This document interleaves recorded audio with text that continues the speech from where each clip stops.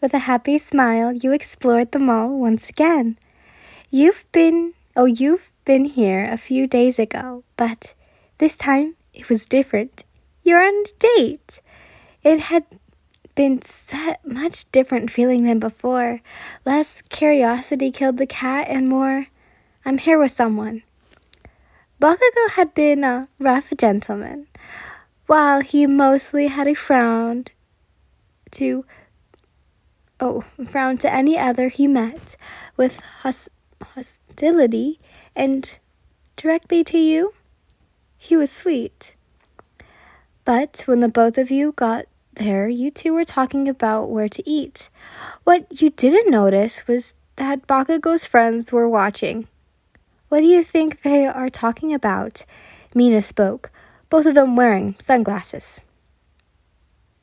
They were so easy to see that Bakugou had noticed that your, Nomu had been staring them down. Ooh. Hey, have you ever played a claw machine game? Bakugou asked, trying to break the silence. No, I haven't. You spoke? Want me to win you something? He smirked. Yes, please.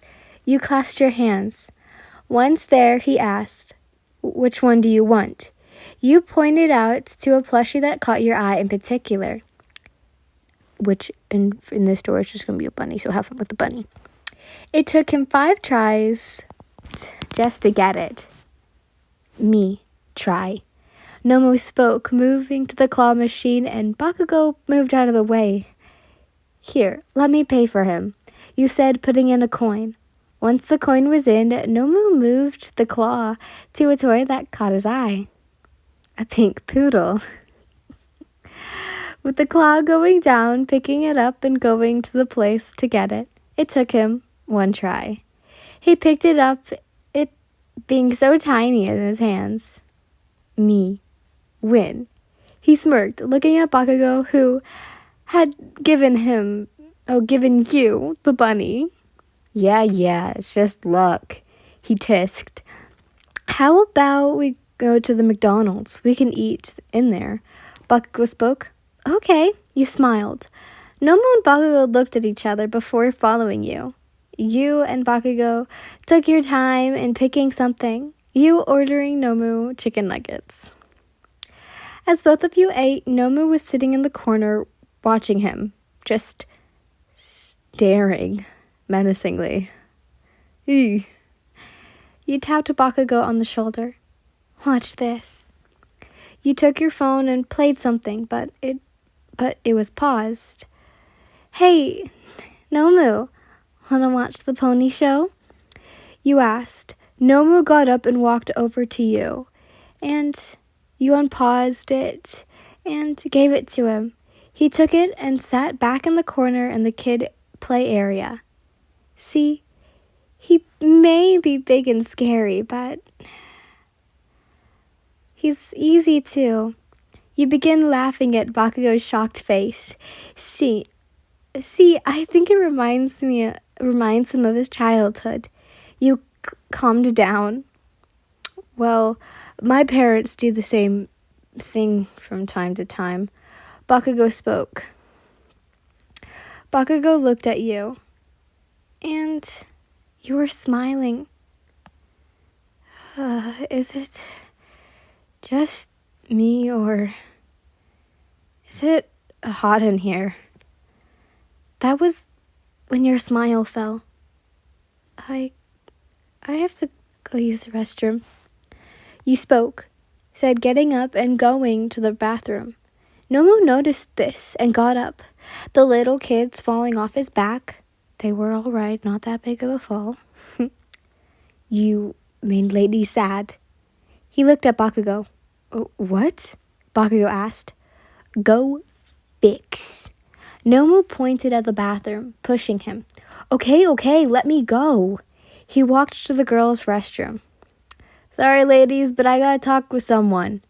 Luckily, there was no one in there but you, and he heard you crying.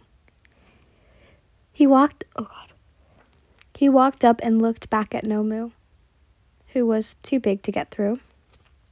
He knocked on the door. Hey, I don't know what I did wrong, but, sorry. He heard you get up and backed away from the door. It's not you. It's just, I didn't want you to die. You wiped tears away from your face. Do you want to talk about it? But not here. He spoke, feeling his phone buzzing a lot. Yeah. You spoke, opening the door and both of you walking to the main door, Nomu moving out of the way. He led you to the water fountain. Let me explain. You sniffed out. It manifested when I was 4. My quirk is called Red Empress. Well, that's what my father calls it. You looked down in shame. You paused, wiping away a tear. I could heat up a person's body temperature and blood pressure until they... You stopped. Bakugou put a hand on your shoulder. You don't have to, he spoke. Till they pop. You finished. Like putting a hamster in a microwave. You spoke. Bakugou thinking the same thing. I don't know how it activates. I don't know how to turn it off. I only know I almost killed my stepbrother Tomura with it. You said. That creep was her stepbro? Bakugou thought with shock. He screamed in pain and agony, then ran away when it activated. I think he left my quirk's range before he could die from it. Bakugou gently caresses his hand on your back. I'm so sorry, this was a dumb idea. I'm going home. You spoke, getting up. No, wait. Bakugou spoke. Before you could take another step, slowly you turned towards him. He took your hand in his, looking into your eyes. It's fine, he said. He looked away. Listen to me. What he was going to say next took a lot out of him. If he wasn't honest with himself, the only reason he had been so rough to anyone but you all day was out of complete nervous. And he wished to look tough for you. I don't care what you did in the past, and I understand that you didn't mean to. What you did in the past, I don't know. It was an accident. You still looked away from him and said, oh, yeah. What? Oh, yeah. You said, what? Oh, I'm sorry. You said you were feeling hot, and I imagined her came back. He put the inside of, bit the inside of his lower lip. He could only imagine by the description you had given him of your quirk. Bakugou needed to do something quickly, or else he would lose his own composure. So he did the only thing that felt right to him. His hands let go of yours, while his arms moved down your hips and gently pulled you close. Your face squished against his chest, and you blushed. You could hear his heartbeat against your ear, soft rhythmics, not like the panic beating of your mother's before you killed her, and not like your father's or Kirigiri's, not random like the beating of Nomu.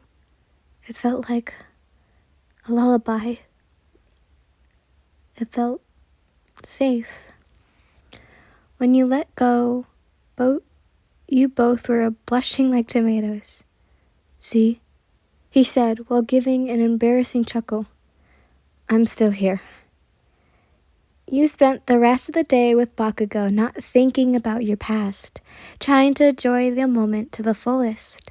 And when it was time to say goodbye, He even kissed you gently on your forehead. With flushed cheeks, he watched you go on a train with no moo. You waved each other goodbye with a promise of reunition. He had a girlfriend now, he thought, and she was a treasure. She was with a happy smile as he left the train station.